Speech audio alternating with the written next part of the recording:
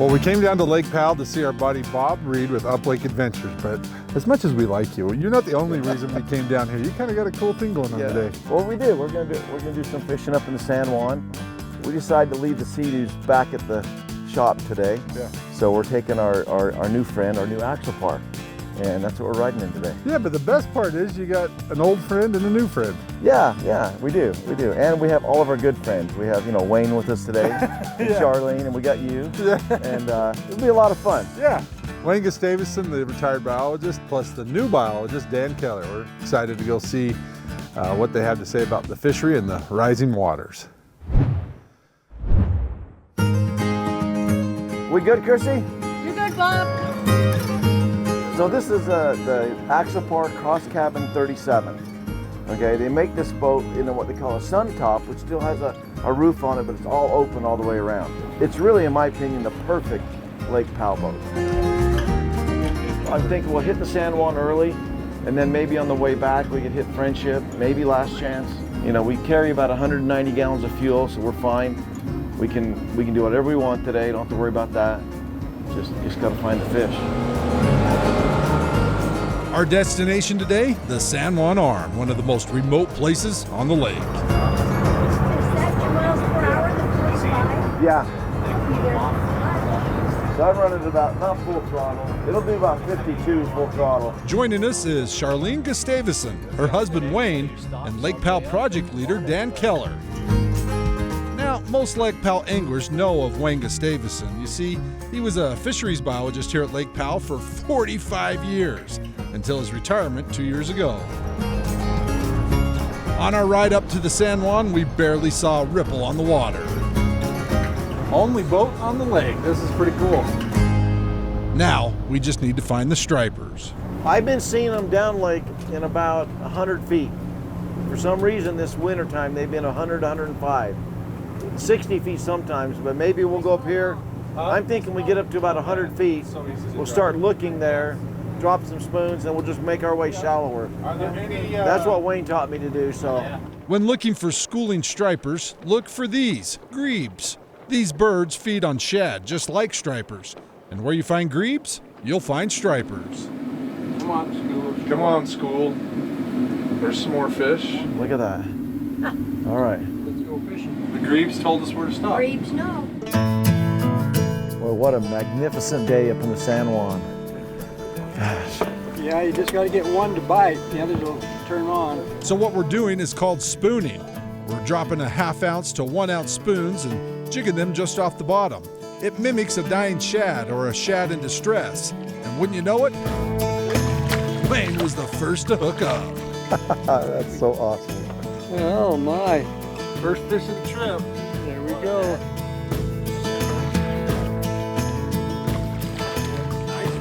Oh, look at that.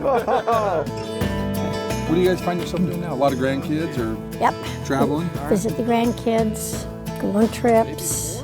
In the summer, we do a lot of gardening. He does a lot of yard work. Yeah. He's a good husband. He is a good husband. We're a good team. Oh, there's a little bump. Come on, come back. There he is. Is there anything that you, Wayne, that you hang your hat on when you look at this lake and you go, yeah, I spent 45 years there, but I'm super, super proud of this? Well, I helped out getting the stripers, knowing that they were reproducing, knowing we don't have to worry about the limits. The limit was 2 fish when I started out. We made that a little bit more, and we took it up to 10, and then finally said, you know what? No limit will work on stripers because they're schooling fish, they're abundant, they're going to do just fine, they reproduce well. Turned out to be the right case. Catch them all, it's okay. That's a good fish. That's a solid fish. Of course, we're going to cut the fish so that it bleeds out a little bit and you get a better fillet, so pretty fun. All right. Bob's hooked up. That looks like a good fish, Bob. Feels pretty good. You need me to help you? Yeah, you can grab the net in a minute. Oh, there we got a boatload of stripers down there now, boys. Found the spot. Lake Powell stripers, right? That's a good one. Oh. Charlene's hooked up. We're in them thick. Nice fish. Hey, oh, you got a fish on? Fish on for Wayne. Catching stripers is a lot of fun. The hard part is finding and activating a school of fish. We trolled around for about a half hour before we found a big concentration of fish on the fish finder. Once you do find them, stop trolling and drop spoons. If you can get one striper to bite, it will oftentimes set the whole school off into a feeding frenzy. Gosh, that would have been great to go on camera. That was a surprise. Yeah, Wade's on. Doubled up. They look great. Yeah, it's been a long time. So, you know, usually you go out and you catch a handful of stripers and you're kind of picking through the ones that are even worth filleting. And About 10, 15 feet off the bottom. you know that those skinny ones, unfortunately, are gonna die, and there's hardly not enough on them to fillet them. And You can take care of my fish, Bob? but right now, you know, I can't think the last skinny striper I caught. They're just all really fat and healthy right now. Yeah, that's a nice fish. Dan says all the fish in Lake Powell are faring well due to the water that Lake Powell received last year. Yeah, 2023 was a great year. You know, we saw the lake come up 65 feet, which was just very timely. We really needed the water, but the fish have responded really well to that. We had vast amounts of vegetation flooded. In 2023, we know we had great spawn for crappie, for largemouth bass, for shad, and they just have a lot of cover right now, which is going to carry those cohorts through the future. Fish on. Oh, good one. Oh, that's a good one. Nice, Bob. We got to give that some time, especially with crappie and with the largemouth. You're going to expect 2 to 3 years from now, you're going to see a lot of those fish show up. It's a good fish, healthy. Doubled up, tripled up. That's a good fish. Good fish, thank you. Yeah, I finally got me one here. That's a heavy fish. Keep at it long enough.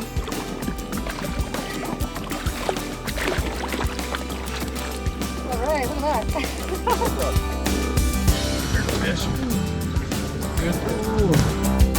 This is fast fishing. We're getting doubles, triples.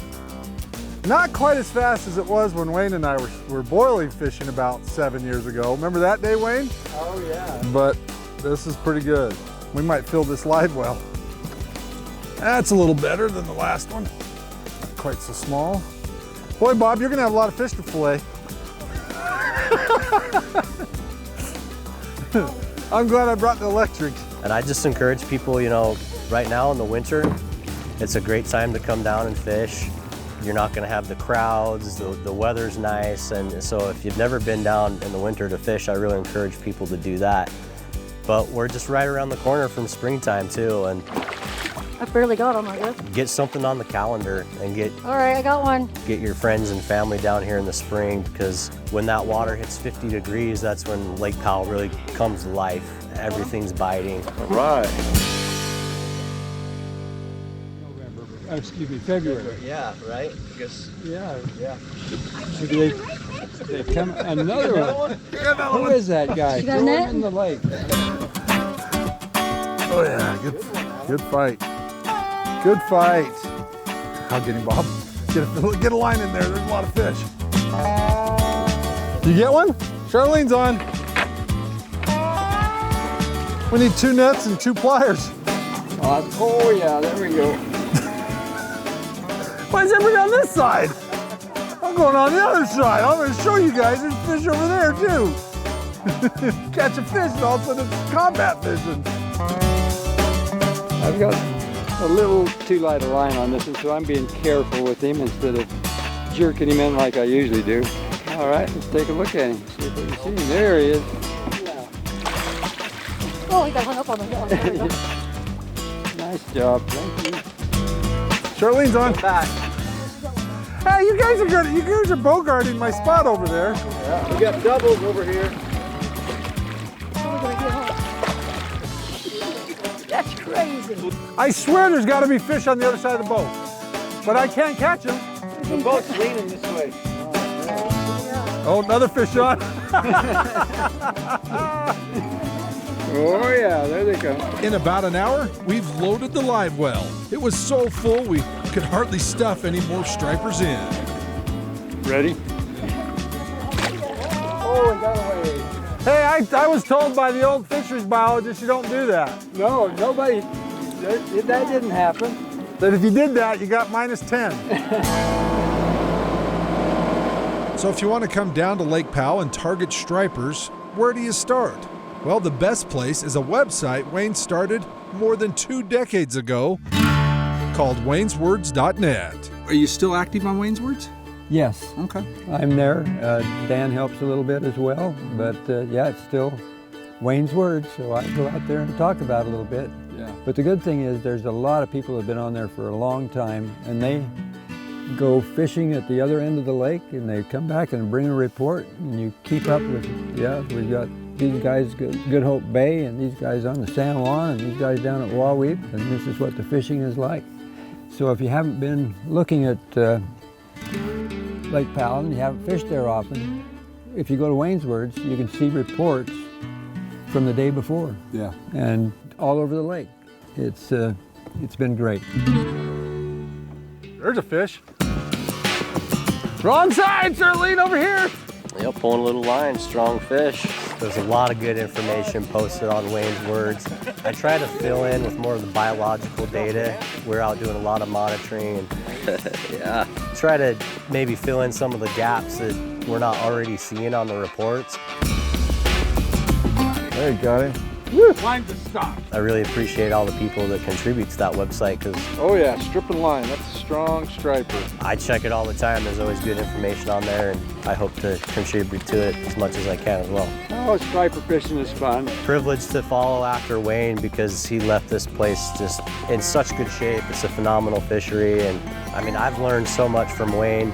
I've only known him really personally for about 2 years, but I feel like I've known him for decades because I've read his reports and he's taught me how to fish, and because of that, I've been able to take people down here and show them Lake Powell and teach them how to fish, and so I owe a lot to Wayne.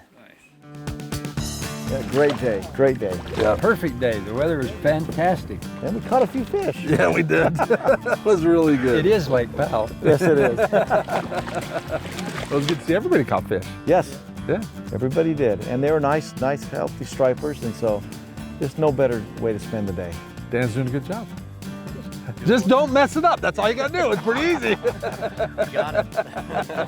Oh, it's a beautiful time down here. It's great to be out with Wayne, his wife, and kind of talk about a lot of old memories out here, that's for sure. Yeah. Hey, if you want to come experience this, you know, you can always check Bob out on his website at uplakeadventures.com. He does everything from boating to side-by-sides to sea-doos. It's a lot of fun. Come down in the winter. You are missing out. You don't have to live in Page to come out here in the winter. You can come, we drove all last night just to get here. It was beautiful. Hey, I'm Adam Eagle, KSL Outdoors, reminding you out with your family, your friends. Come and make some memories down at Powell. Make them outdoors. We'll see you next weekend. Good night.